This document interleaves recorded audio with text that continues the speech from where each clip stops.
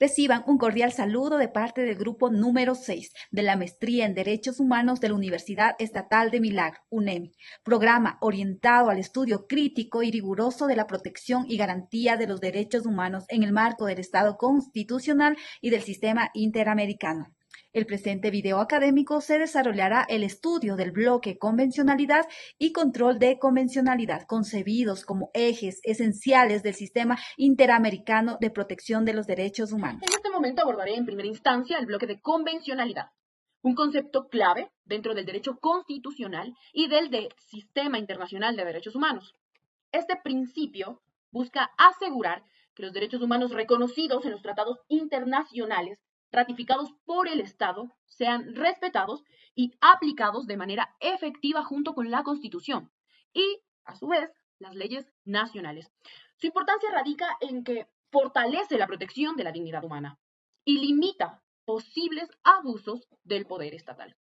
Este bloque de convencionalidad podemos decir que está conformado por el conjunto de tratados internacionales de derechos humanos, especialmente la Convención Americana sobre Derechos Humanos, así como por la jurisprudencia de la Corte Interamericana de Derechos Humanos. Esto significa que las normas internas de un país no pueden contradecir lo que está establecido en dichos tratados y que los jueces y autoridades deben interpretarlas conforme a los estándares internacionales. Un elemento esencial del bloque de convencionalidad es el control de convencionalidad, que consiste en la obligación de los jueces y funcionarios públicos de verificar que las leyes, políticas y decisiones estatales sean compatibles con estos tratados internacionales de derechos humanos. Ese control no solo corresponde a los jueces, sino a todas las autoridades que conforman el Estado, quienes deben garantizar que sus actuaciones respeten los derechos humanos. Para ello podemos poner algunos ejemplos, empezaremos con uno de ellos. Si una ley nacional permite la censura previa de medios de comunicación, el juez debe compararla con la Convención Americana que protege la libertad de expresión y con ello aplicar la norma internacional en razón de que esta es mucho más garantista.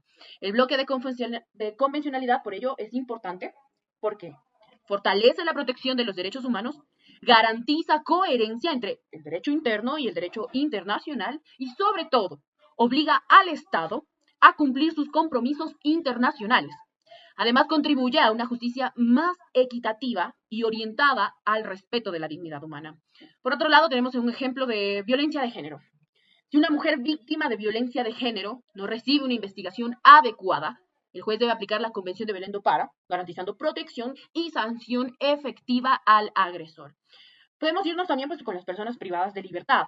Cuando una persona privada de libertad es sometida a tratos inhumanos, el Estado debe aplicar los estándares internacionales para condicionar y verificar estas condiciones dignas en las cuales debe vivir una persona privada de libertad.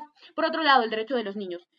En decisiones judiciales que afecten a niños, niñas y adolescentes, debe prevalecer la Convención sobre los derechos del niño, niña o adolescente, y sobre todo el principio del interés superior del menor. En definitiva, el bloque de convencionalidad no solo constituye un criterio jurídico de aplicación normativa, sino también es un compromiso ético y jurídico del Estado con la protección efectiva de los derechos humanos. Su correcta aplicación exige que las autoridades actúen con responsabilidad, con coherencia y respeto a los estándares internacionales, colocando siempre a las personas de manera humana en el centro de la actuación estatal. De esta manera, el bloque de convencionalidad se consolida como una garantía esencial para prevenir violaciones de derechos, fortalecer el Estado de Derecho y promover una justicia más inclusiva y respetuosa de la dignidad humana.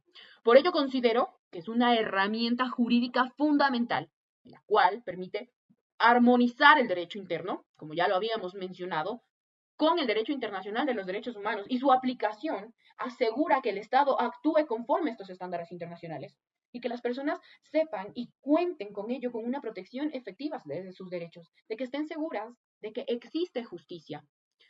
Por ello, este bloque de convencionalidad refuerza el compromiso del Estado, tanto con la justicia con la igualdad y la dignidad humana que toda persona debe tener. Con ello, pues pasemos al siguiente tema, que es el control de la convencionalidad, en donde mi compañera explicará más a fondo este tema. Muchas gracias. Hablemos sobre control de convencionalidad. A menudo pensamos que la Constitución es el techo máximo de nuestro ordenamiento jurídico. Sin embargo, en el contexto del sistema interamericano, este techo se vuelve transparente para conectarse con un estándar superior.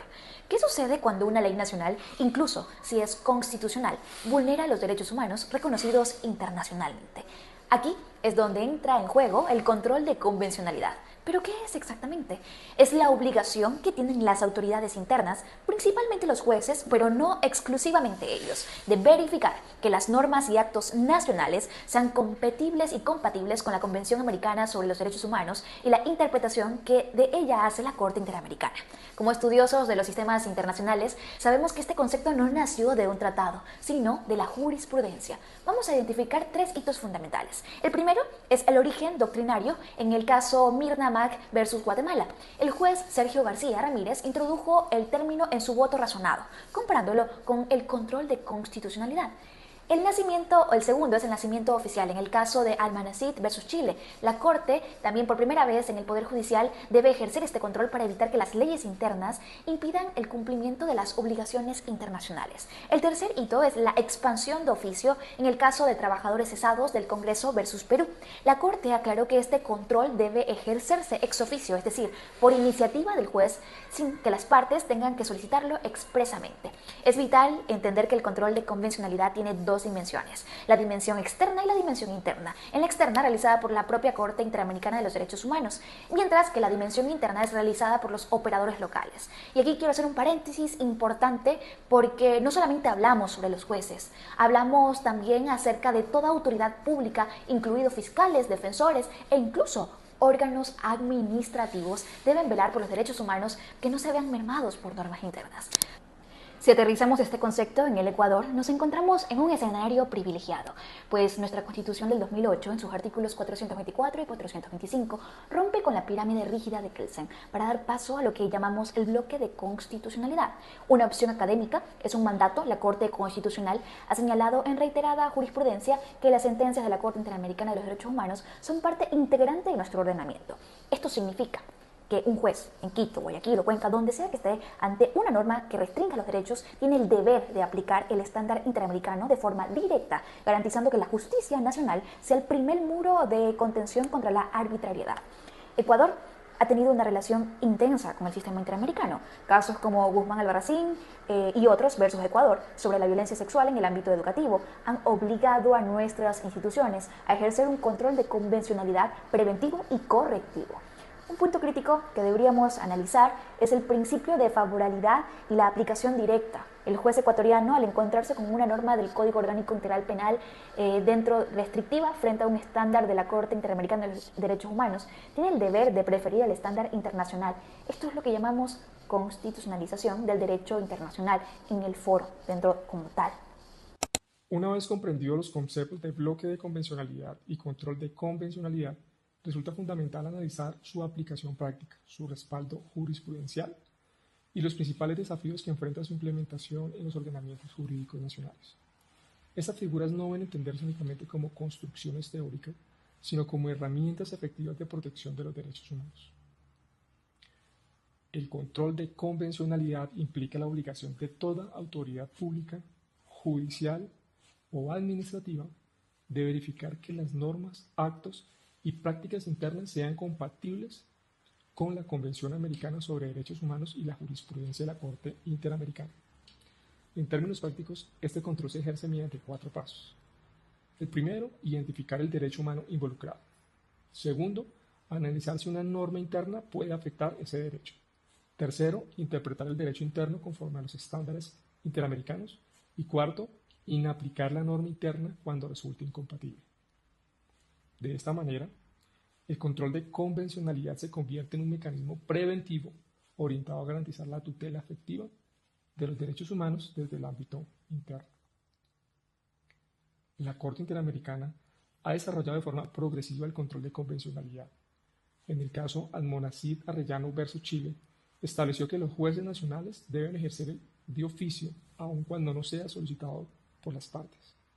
Posteriormente, en Hellman versus Uruguay, la Corte reafirmó que ninguna norma interna puede justificar la violación de derechos humanos, consolidando el bloque de convencionalidad como un límite al ejercicio del poder estatal. Estas decisiones fortalecen el papel de las autoridades nacionales como garantes directos de la Convención Americana. Por otra parte, el bloque de convencionalidad ha impactado de manera significativa en los sistemas jurídicos de la región, promoviendo una interpretación más garantista de los derechos fundamentales y fortaleciendo el acceso a la justicia. No obstante, su aplicación enfrenta desafíos como el desconocimiento de los estándares interamericanos, la resistencia institucional y la falta de formación especializada. El principal reto no es normativo, sino cultural y formativo, pues su eficacia depende del compromiso de los operadores jurídicos. Un aspecto clave del control de convencionalidad es su dimensión preventiva, ya que su aplicación adecuada permite a los estados evitar incurrir en responsabilidad internacional. Cuando las autoridades internas interpretan y aplican el derecho conforme a la Convención Americana y a la jurisprudencia de la Corte Interamericana, se reduce significativamente el riesgo de violaciones a los derechos humanos. Desde esta perspectiva, el control de convencionalidad no debe entenderse como una imposición externa, sino como una herramienta de fortalecimiento institucional.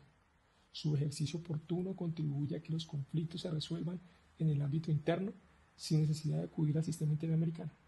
Asimismo, el bloque de convencionalidad promueve una actuación estatal más coherente, en la que las políticas públicas, las decisiones administrativas y las sentencias judiciales se alineen con los estándares internacionales de derechos humanos. Esto refuerza la legitimidad del Estado y la confianza de la ciudadanía en las instituciones.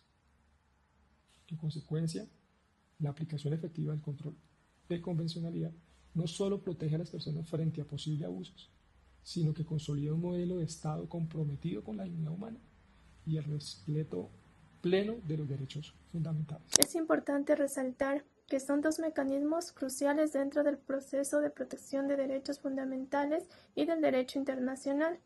Para ello es importante concluir con lo siguiente. Por un lado, el bloque de convencionalidad hace referencia a que la Constitución no es el único parámetro que valida las leyes por el hecho de que un Estado forma parte de tratados internacionales, tiene que mirar desde afuera, es decir, para no volver a cometer actos de violaciones contra derechos humanos. Por otro lado, el control de convencionalidad transforma las funciones, roles de jueces nacionales en defensores inmediatos y primarios de los derechos fundamentales, es decir, si existe una ley que transgrede los derechos humanos, ellos tienen la facultad de priorizar los tratados internacionales. Para finalizar, el bloque de convencionalidad permite la evolución y transformación de dichos derechos. Por ejemplo, se puede hacer alusión a los derechos ambientales, a los derechos de grupos que han sido históricamente relegados. Y por otro lado, el bloque de convencionalidad en el nivel interno es una medida preventiva contra la vulneración de los derechos humanos y también fortalece la soberanía de un Estado. Muchas gracias.